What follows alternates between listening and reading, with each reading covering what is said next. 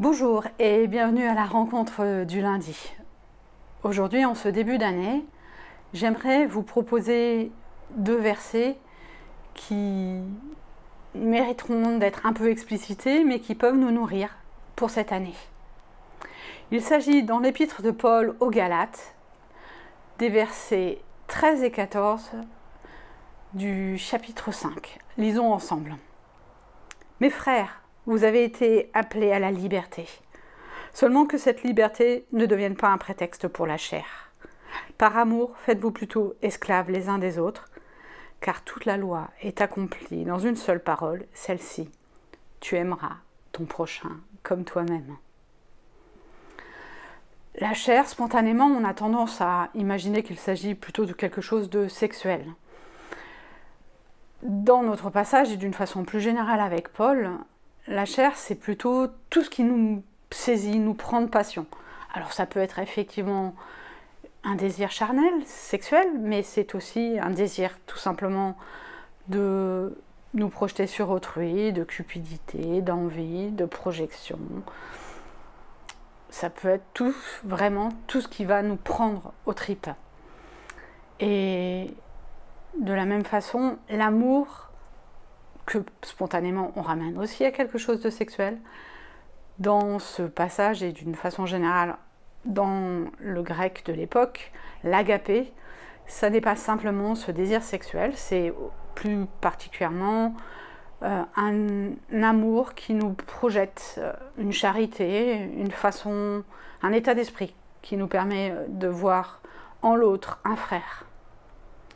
Donc, que la chair ne nous asservisse pas, mais qu'avec la charité ou l'amour, nous puissions le dépasser. Car, comme le redit Paul, citant ici les Écritures, tu aimeras ton prochain comme toi-même. Restons donc sur cette pensée-là pour entrer dans la prière. Oui, Seigneur, tu nous appelles à ta suite à travers Jésus-Christ, afin que la liberté à laquelle nous avons été appelés ne nous asservisse pas dans un désir d'autrui, mais nous libère. Et que nous nous fassions, justement par charité chrétienne, les frères les uns des autres. Tu aimeras ton prochain comme toi-même. Quelle belle phrase, pas forcément toujours simple à mettre en œuvre. Je voudrais te dire, avec des mots qui ne sont pas les miens, cette difficulté à me projeter parfois. Et je m'en remets à toi dans cette prière. Dieu seul peut créer, mais il t'appartient de mettre en valeur ce qu'il crée. Dieu seul peut donner la vie, mais il t'appartient de la transmettre et de la respecter.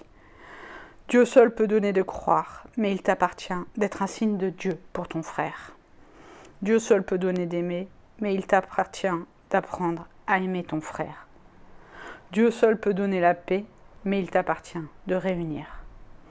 Dieu seul peut donner la joie, mais il t'appartient de sourire. Dieu seul peut faire un miracle, mais il t'appartient d'apporter tes 5 pains et tes 2 poissons. Dieu seul se suffit à lui-même, mais il a voulu avoir besoin de chacun de nous. Merci Seigneur de nous donner chaque moment. Et je voudrais te redire la prière que ton Fils nous a enseignée. Notre Père, qui es aux cieux, que ton nom soit sanctifié, que ton règne vienne, que ta volonté soit faite sur la terre comme au ciel. Donne-nous aujourd'hui notre pain de ce jour. Pardonne-nous nos offenses, comme nous les pardonnons aussi à ceux qui nous ont offensés.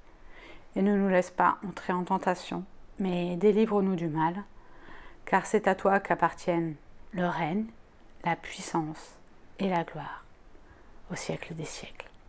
Amen. Mes frères, vous avez été appelés à la liberté. Que ce début d'année vous permette de vous mettre à la suite du Seigneur. Soyez bénis. Bonne journée et à bientôt.